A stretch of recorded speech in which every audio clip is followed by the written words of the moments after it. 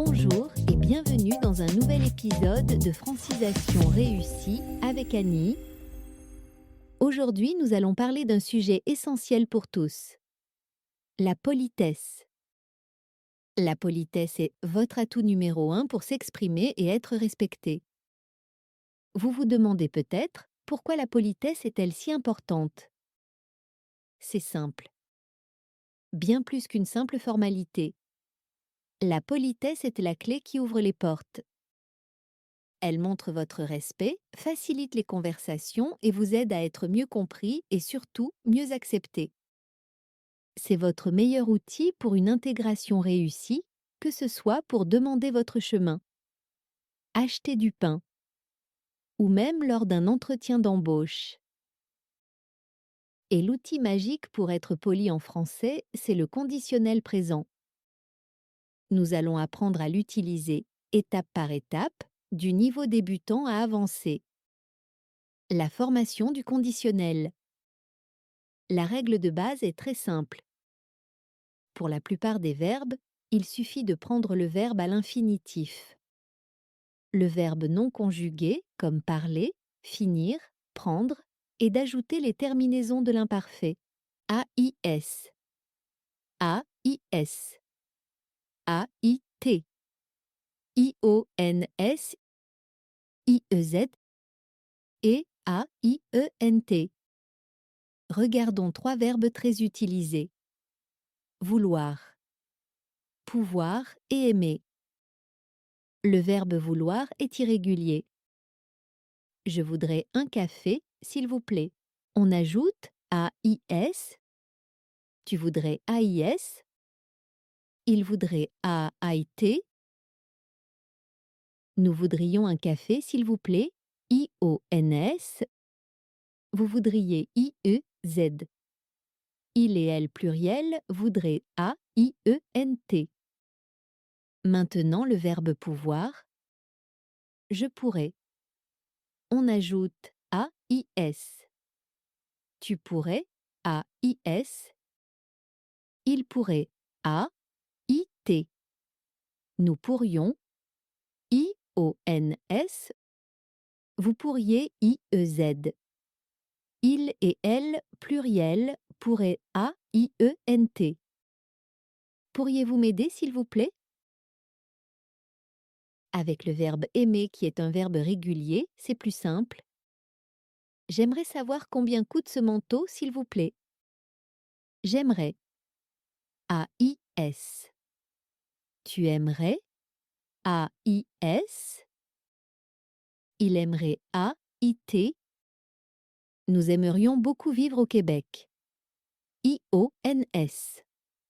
Vous aimeriez IEZ. Il et elle, pluriel aimerait AIENT.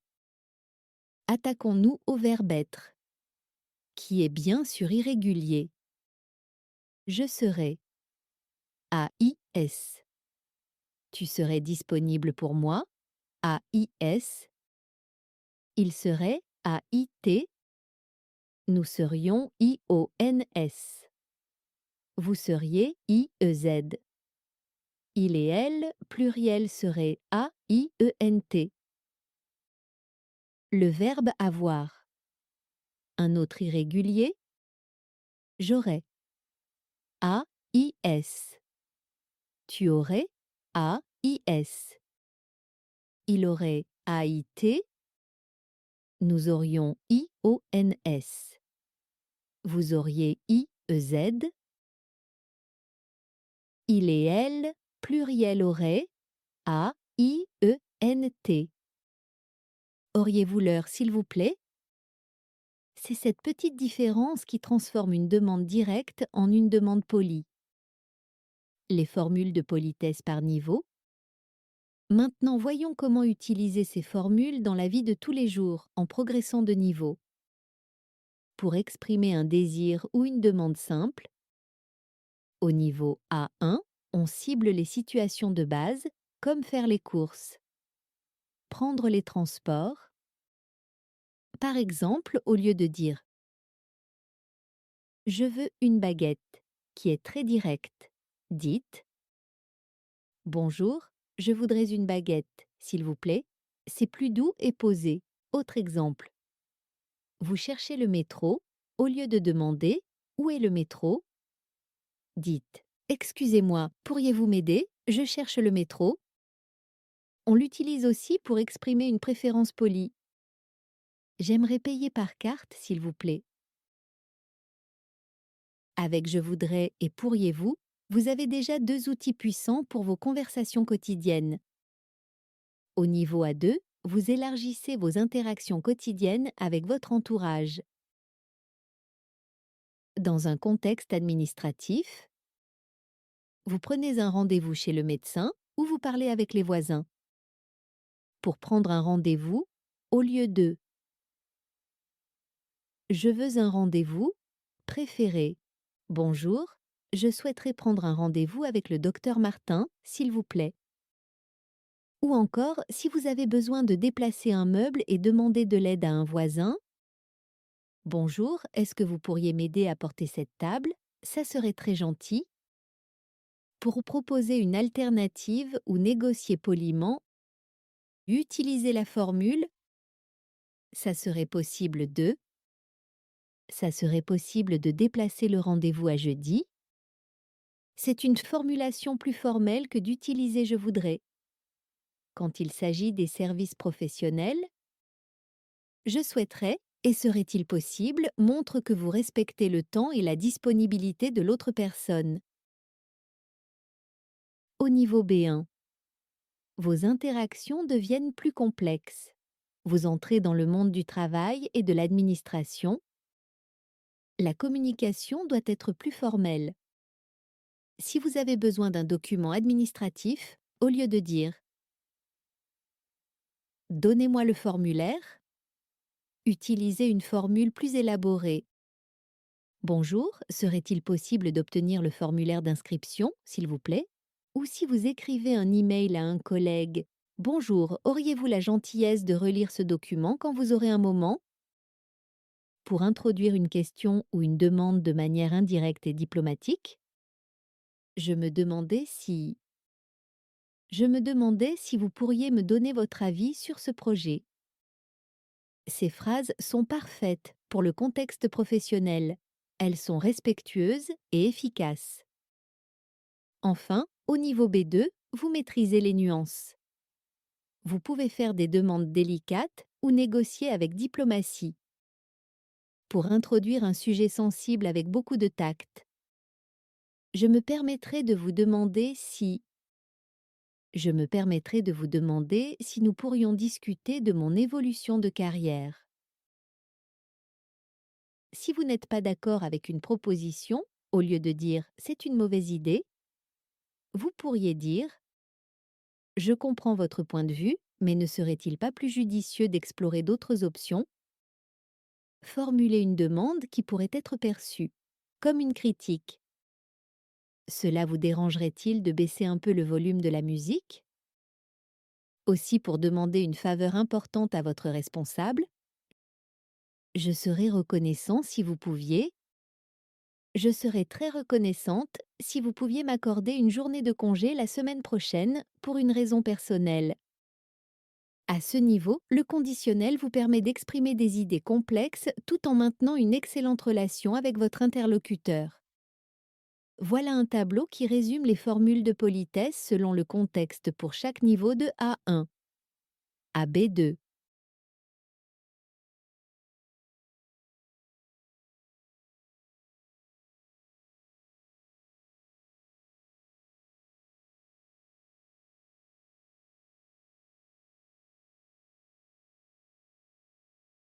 Pour finir, quelques conseils en or. 1. N'oubliez jamais, s'il vous plaît, et merci. Ce sont les compagnons inséparables du conditionnel.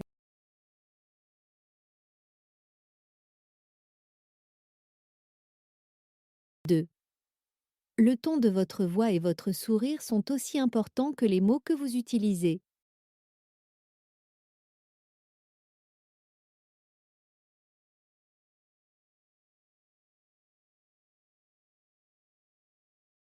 3. Adaptez-vous.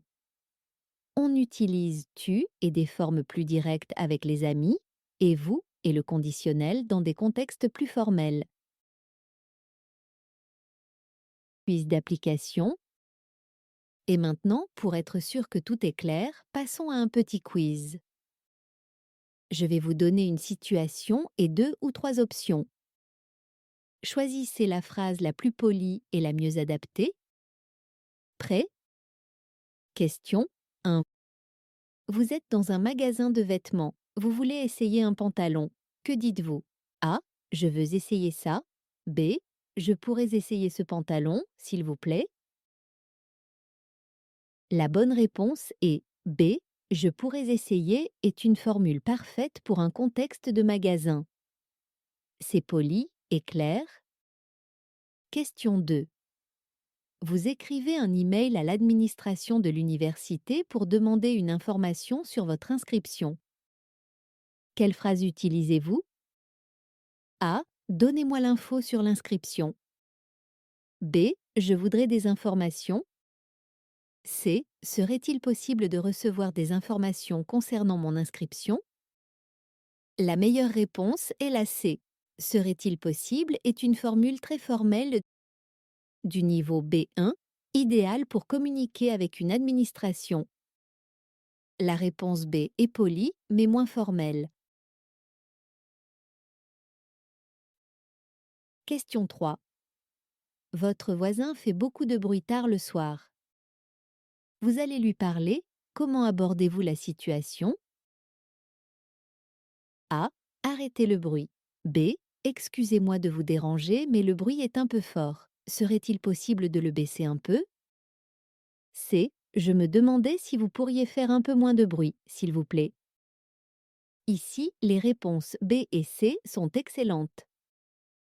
Elles sont toutes les deux très polies et diplomates. Ce sont des formules des niveaux B1 et B2. Elles permettent d'exprimer une gêne sans être agressif, ce qui est la clé pour maintenir de bonnes relations de voisinage. Bravo à tous! J'espère que ce petit exercice vous a aidé. Voilà, vous voyez, le conditionnel de politesse n'est pas si compliqué. C'est un réflexe à prendre. En utilisant « je voudrais »,« pourriez-vous »,« j'aimerais », vous montrez que vous faites un effort pour vous intégrer et respecter la culture de votre nouveau pays. C'est un signe d'intelligence sociale qui vous ouvrira de nombreuses portes. Alors, pratiquez. N'ayez pas peur de faire des erreurs. Chaque conversation est une occasion de vous améliorer. Merci d'avoir regardé cette vidéo. Si elle vous a été utile, n'hésitez pas à laisser un j'aime, à la partager et à vous abonner pour plus de conseils. Merci de choisir de pratiquer votre français avec moi et à la semaine prochaine pour un nouvel épisode. Et comme toujours, je vous souhaite le plus beau des succès dans votre intégration en français. Ne lâchez surtout pas. Voilà.